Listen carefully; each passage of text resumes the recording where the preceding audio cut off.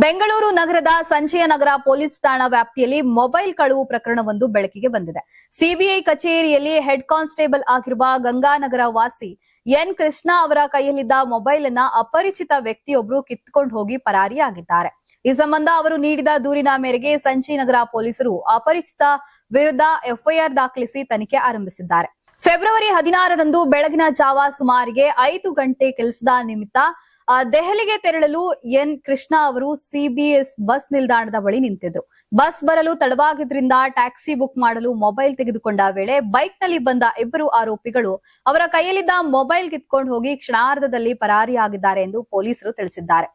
ಘಟನೆಯ ನಂತರ ರಸ್ತೆಯಲ್ಲಿ ಹೋಗುತ್ತಿದ್ದ ಮತ್ತೊಬ್ಬರ ಮೊಬೈಲ್ ಪಡೆದು 112ಗೆ ಪೊಲೀಸ್ ಸಹಾಯವಾಣಿಗೆ ಕರೆ ಮಾಡಿ ಅವರು ದೂರು ದಾಖಲಿಸಿದ್ರು. ದೆಹಲಿಯಿಂದ ಮರಳಿ ಬಳಿಕ ಫೆಬ್ರವರಿ 19ರಂದು ಠಾಣೆಗೆ ಭೇಟಿ ನೀಡಿ ಮೊಬೈಲ್ ಕಳವು ಮಾಡಿದ ಅಪರಿಚಿತ ವಿರುದ್ಧ ಕ್ರಮ ಕೈಗೊಳ್ಳುವಂತೆ ಅಧಿಕೃತವಾಗಿ ಮನವಿ ಮಾಡಿದ್ದಾರೆ.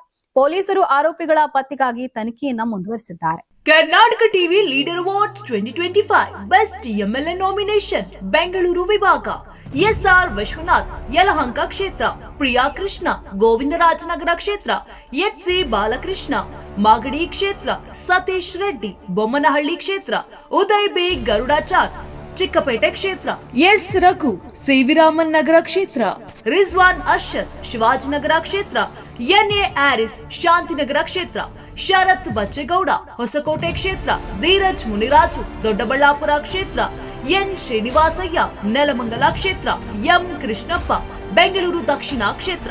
ಕರ್ನಾಟಕ ಟಿವಿ ವಾಟ್ಸ್ಆಪ್ ಚಾನೆಲ್ ಮೂಲಕ ವೋಟ್ ಮಾಡಿ ಹಾಗೂ ಇವರಲ್ಲಿ ಬೆಸ್ಟ್ ಎಂಎಲ್ಎ ಯಾರು ಕಮೆಂಟ್ ಮಾಡಿ. ನೀವು ಸಣ್ಣ ಆಗ್ಬೇಕಲ್ವಾ? ಅದು ಒಂದು ಉತ್ತಮ ಆಹಾರದಿಂದ ಸಣ್ಣ ಆಗ್ಬೇಕಲ್ವಾ? ಪ್ರತಿದಿನ ನಮ್ಮ ಜೀನಿ ಸ್ಲಿಮ್ ನ ಯೂಸ್ ಮಾಡಿ ಯಾವುದೇ ಸೈಡ್ ಎಫೆಕ್ಟ್ ಇಲ್ದಂಗೆ ನೀವು ಸಣ್ಣ ಆಗ್ತೀರಾ.